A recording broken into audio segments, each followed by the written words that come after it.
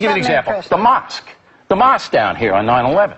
That's inappropriate. It's sure they have a right to do it, and the Constitution, but it's inappropriate because a lot of the 9/11 families, who I know, say, "Look, we don't want that. Yeah, that shouldn't be there." But what about the discussion? No. But there's the president. Right? There's the president going, "Well, they have a right to do it." Yes, and then the guy says, and then the hold it. Listen to me, because you'll learn. All right.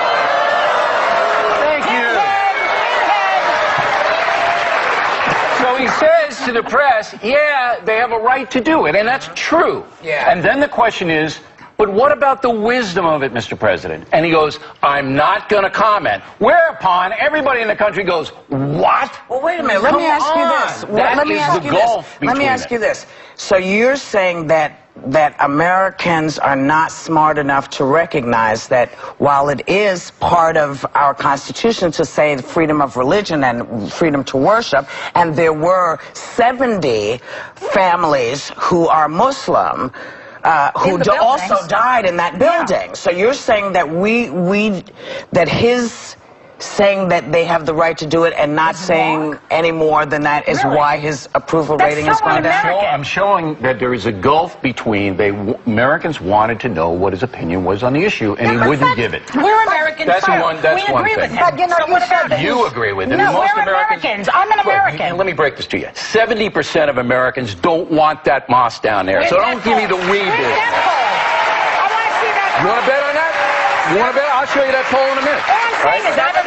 Americans don't want it. But why is that? But why aren't we saying it's inappropriate? Why is it inappropriate when 70 families died? Muslims killed this on 9/11. Oh my God!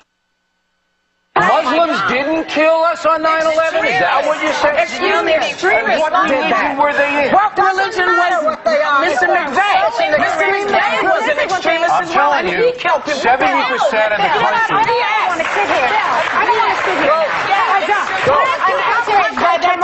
You're outraged about Muslims killed us on 9/11.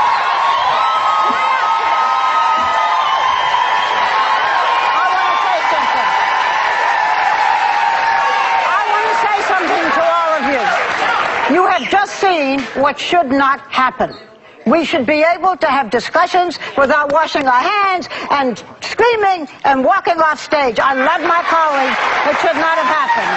Now, let me just say to you in a calmer voice, it was extremist. You cannot take a whole religion and demean them because of what some... Yes, you are. No, I'm not. When you say that it was Muslim. If that's what you think. That's what we think. Extremists. You didn't say that.